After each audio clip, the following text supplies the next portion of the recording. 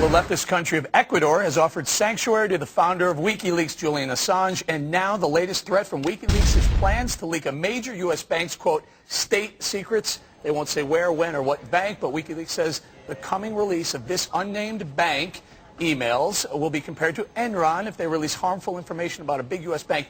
Could that hurt investors and other banks during these difficult times? Joining us now, Gerald Celente, Trends Research founder, and our friend Mike Baker, former CIA officer. Gerald, I'm going to go to you, my friend. You say, go ahead, leak away, transparency, everything's cool, everything's fair game. Is that right?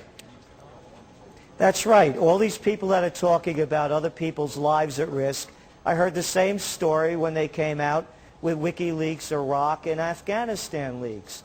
There were no lives at risk.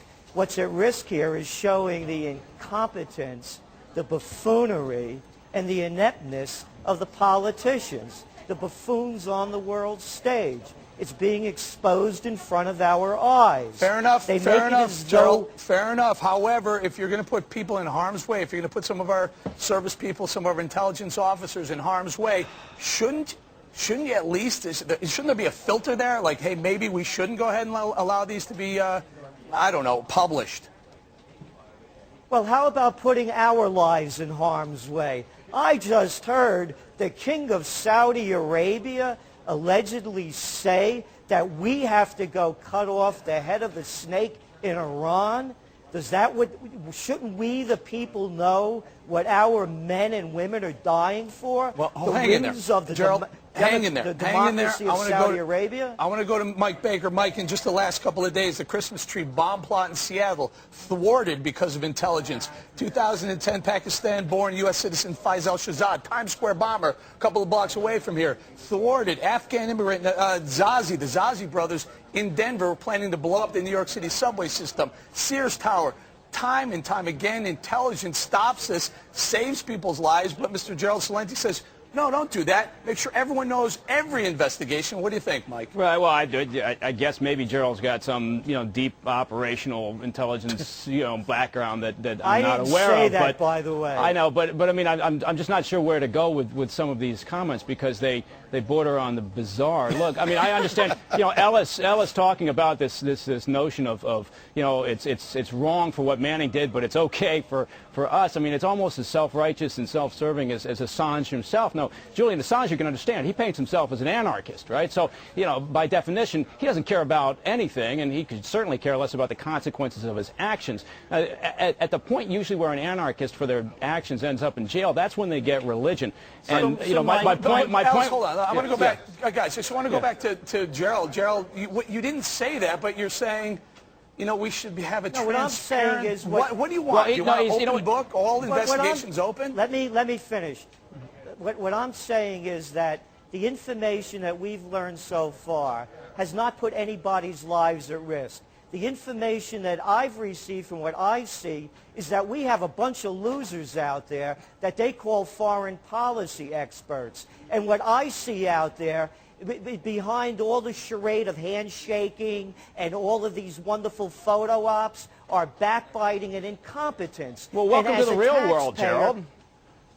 Well, exactly. So let's put it out forward rather than saying what a great job we're doing when they're dealing with a bunch of criminals and crooks. That's not national security. Hang in there, guys. Hang in there. I want to bring in the panel because, frankly, Gerald, I completely disagree with you. Whether or not they're whatever they are, they're risking their lives. They're on the front lines, you guys. Ellis, help me out here. They're not all risking their lives. Hang on, Gerald. Hang on. Here's the important distinction. We know, and we know this from much, much history, the governments almost always exaggerate this stuff. Government officials would prefer to operate in secrecy. They don't like the prying eyes of the media and the public. And so we ought to be skeptical at the first blush when every one of these releases is greeted with, oh, my God, the world is coming to an end.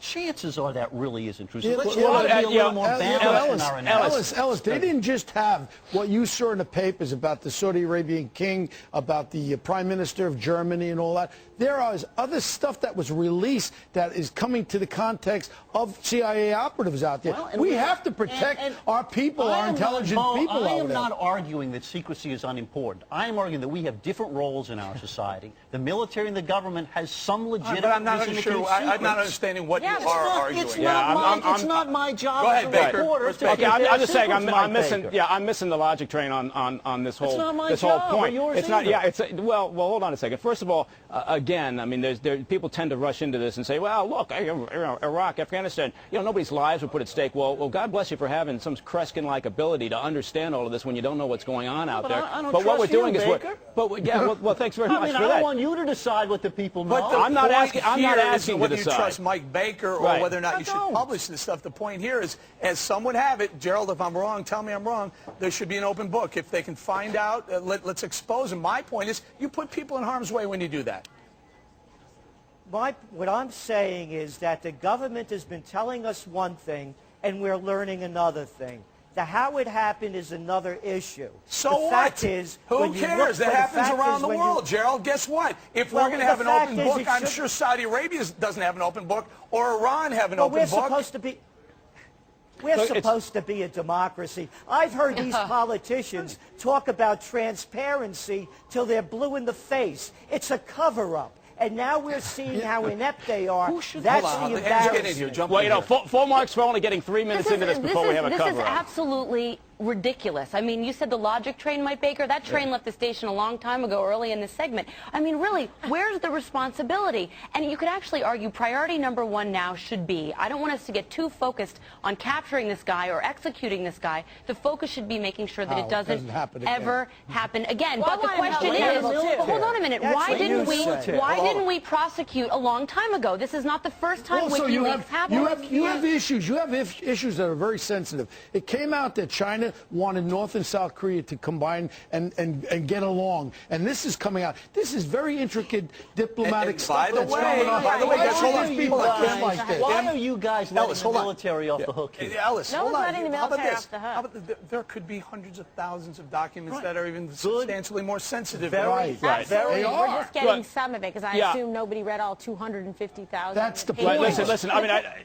if I could just jump in for a second. I mean, over my years, I've had the privilege to read in on a lot of State Department traffic. Now, we do have to dial back the emotion because some of it, yes, and a lot of the salacious material we've seen that the media seems to be loving right now is pedestrian stuff. It's atmospherics. But there is also a great deal of sensitive information in these things. And importantly, and this kind of goes above and beyond sort of the immediacy of arguing about what's happened, is that importantly, the more that our sources and our contacts, whether you're talking about the intel community or the State Department personnel, sources and contacts, the more that they see this sort of thing happen, the more that they see their private comments that they make in confidence to our people get out in public, the less likely they are to share their insights and the closer we get to real problems overseas. All right, we're going to have to leave it there. Gerald Celente and Mike Baker, appreciate your time.